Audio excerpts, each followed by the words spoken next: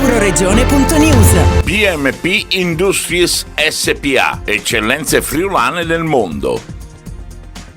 Luigino Pozzo, presidente della PMP Promec SPA, nell'intervista ci racconta il passato, il presente e il futuro di questa eccellenza italiana, anzi friulana, in continua espansione a livello mondiale.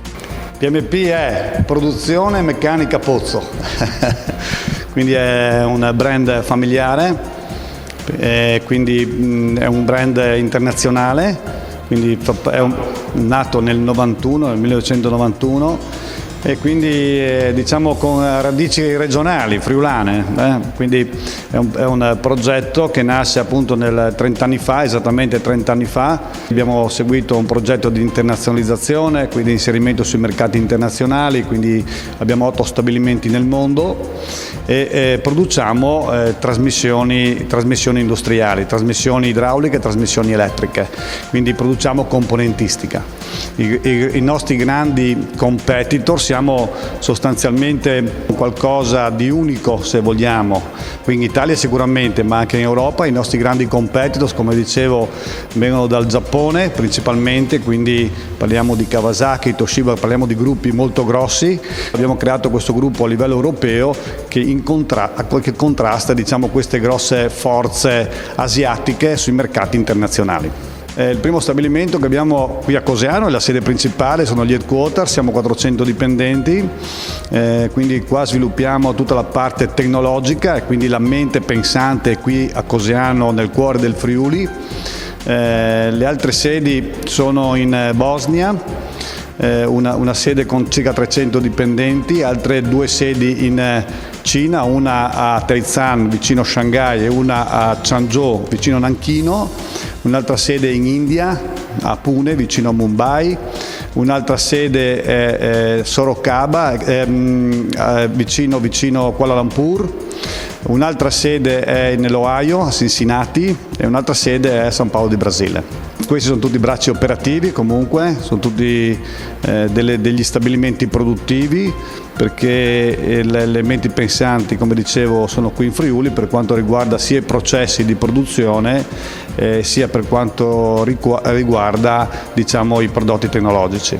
Per quanto ci riguarda e per quanto riguarda, credo, tutte le aziende industriali come noi, l'andamento pandemico non va di pari grado con l'andamento del mercato. Quindi è stato un anno molto positivo, sia in proseguo del 2019, anche il 2020 noi siamo cresciuti come gruppo di un 12% rispetto a un 20% programmato, ma è chiaro che abbiamo chiuso per quasi un mese lo stabilimento qui di Coseano e quindi questo è inciso, diciamo, nel contesto globale e di conseguenza siamo cresciuti di un 12%. Si dice solo, ma in realtà crescere di un 12% durante un periodo pandemico non è poco. Quest'anno programmiamo un'altra crescita del 25%, quindi l'andamento va in quella direzione e quindi siamo molto fiduciosi.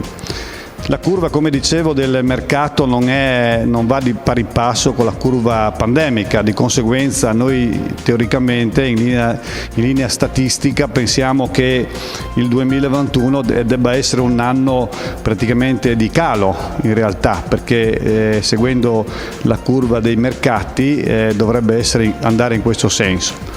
Ma siamo fiduciosi che questi grossi investimenti programmati sia a livello europeo ma comunque posso dire a livello globale, perché sia l'Europa che l'America e anche gli stessi stati asiatici hanno programmato grossi investimenti. Speriamo che questi investimenti vadano nella direzione giusta e quindi in questo caso, se questo succedesse, questa curva, diciamo, del mercato rimarrebbe comunque alta e di conseguenza andremo ad allungare un calo previsto che potrebbe essere nel 2022, ma andremo ad allungare invece un periodo positivo come lo è stato in questi ultimi anni. Noi da questo punto di vista abbiamo un piano industriale molto preciso. Noi vogliamo creare un ambiente di lavoro qui a Coseano, ma anche in tutti gli altri stabilimenti del mondo, un ambiente di lavoro sano, salubre, che faccia sì che le maestranze lavorino con tanta serenità e in sicurezza all'interno dei nostri stabilimenti, e questo è un importante obiettivo che noi ci siamo posti. Questo perché? Perché naturalmente il nostro ragionamento ci porta oltre, quindi noi vogliamo portare avanti un progetto nel Medio Friuli importante, e quindi vogliamo che i nostri dipendenti, le nostre maestranze si sentano tutelate e sicure a lavorare nei nostri stabilimenti. Perché di base, come dicevo, c'è un progetto che mira a una crescita. Noi abbiamo programmato qui a Coseano parecchi milioni di investimenti per i prossimi anni, e quindi abbiamo appena iniziato una nuova sede in quest'area industriale. Andremo a sviluppare altre iniziative dal punto di vista delle infrastrutture, ampliando quelle che sono le zone coperte, quindi gli stabilimenti produttivi qui a Coseano, e quindi naturalmente andando ad aumentare quello che è l'occupazione di pari passo, insomma, ecco.